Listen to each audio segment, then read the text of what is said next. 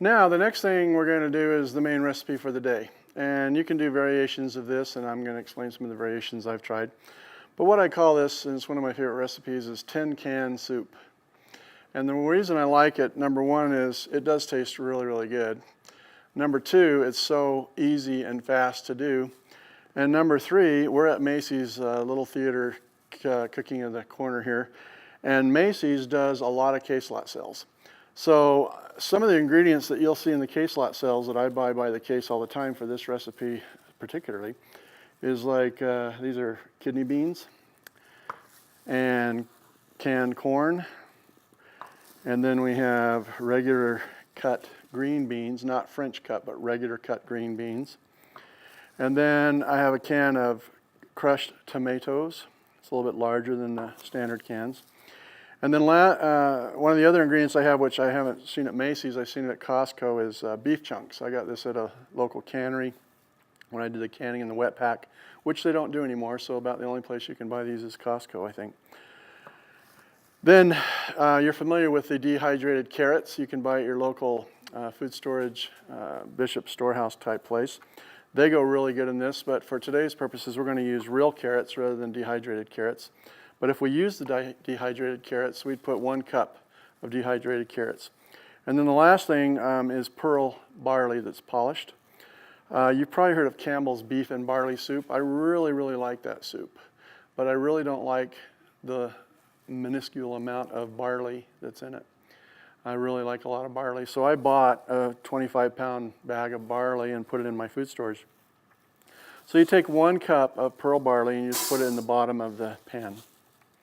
Then we're going to add each one of these cans into the mix. So one of the important things when making tin can soup is you do not drain any of the liquids from any of the cans. Most people don't realize that many times the liquid has more vitamins in it than the actual vegetable. So there's your can of green beans with the water. Here's our can of corn, again with the water. Then we have our can of kidney beans.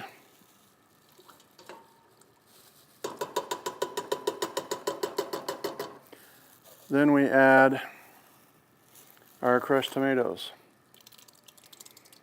Now, if I were using dehydrated carrots, I would have put it in down at the bottom with the barley to absorb some of this moisture and rehydrate while it's cooking. So since we are using real carrots, and these carrots I've cut up, as you can see. There's one more cut you can do just to make them a little more enjoyable for the soup. You can see I have some bigger, larger circles here from the carrot. You can take and cut those into 4 pieces if you want them more in a bite-size size for the soup, okay?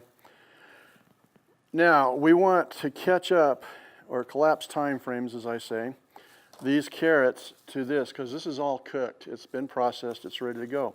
So in order to get our carrots to match the consistency of our cooked vegetables, the green beans, the carrots, etc., I'm just putting them in a little microwave safe container, and we're going to microwave them for about 3.5 to 4 minutes, and that'll soften them up. Now while we're waiting for our carrots to get done, I have here 2 cubes of beef bouillon. So we're going to put those in, and using a spoon, we'll push them down to the bottom. Now, the one thing I have not added, and I'm not going to add until the barley's done and cooked and soft, is our beef chunks. And the reason for that is you really don't want shredded beef in your soup. You usually want beef chunks in your soup. So if you put the beef chunks in now, it gets to a rolling boil, it's going to break up the meat, and you're going to have strips of thin meat instead of beef chunks in your soup. So you do the beef chunks the last 10 minutes of your cooking time. Okay, our carrots have been in for 5 minutes, so they've caught up with the consistency of our corn, our green beans, and our other soft vegetables. So now we're going to stir all this together. We've got our heat on. And we'll put a timer for about 20 minutes, and that's about how long it takes for the barley to get softened up. So we'll put a lid on that, set our timer for about 15 to 20 minutes, and come back when the timer goes off. Okay, so our 15 minutes is up. You can see the steam rising from the pan. We're going to pour in our beef chunks now. And gently stir that into the soup. Put our lid back on, set the timer for another 5 to 8 minutes, and then we're ready to eat. Our 5 to 8 minute timer went off, and we've got 10 can soup.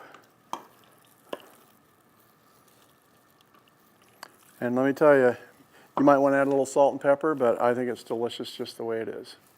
So Richard, give it a try. Tell me what you think. I will. It looks delicious, and all the pieces are really big, Yeah. which I really like, because I like more of a stew than a soup, or if Yeah. that's a thing like that. Okay. Oh, yes. Yes. Much Okay. better than canned stuff. Okay. Appreciate that. Well, that's it. Richard's going to say goodbye, but before he does, one thing you're going to learn about me is that I'm really into shortcuts and collapsing time frames. So I'm going to be showing a lot of tips with each recipe, and I want to show one last tip before I go. One thing that I really like to eat a lot is guacamole, and I like avocados on sandwiches. Someday I'll show you the recipe for my bacon, lettuce, and sprout sandwich. So let's just say that you've used your scoop and you have a half an avocado left after you've done your guacamole or your sandwich or whatever. And you know how hard it is to store avocados. Just room temperature, they're going to go bad fast. Put them in the refrigerator, they don't do too well. Put them in a Ziploc bag, not too well. Even if you put lemon juice on them, that's probably the second best way to do it, is put some lemon juice on it, put it in a plastic bag, put it in the fridge. But the very best and unusual way to make an avocado last 3 to 4 days is this. You take your avocado that's cut in half, you put it in a plastic Ziploc bag. You open that bag? Yes. Can't do it with gloves on.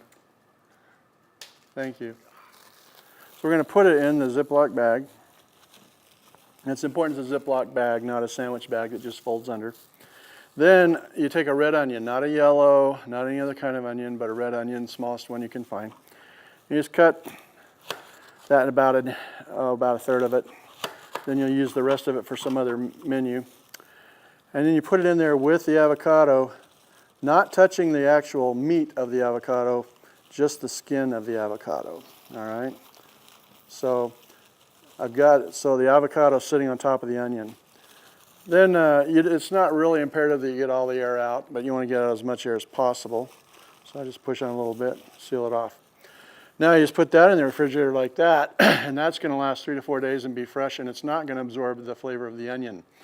What keeps it from going brown or getting scummy and mushy on the outside is there's an odor or a chemical that's released from the onion that prevents the oxidation of the avocado. So that's how you can make avocados last a lot longer that are cut. Wow, that's a great tip, too. Okay. Does that work with any other fruits and No, vegetables? just the avocado. Just the avocados, huh? Yep. Okay. Good. Well, we want to thank Reg for being with us tonight and showing us these great tips, this great soup that he made. I tell you, it was good. You have to try it. And very inexpensive and fast.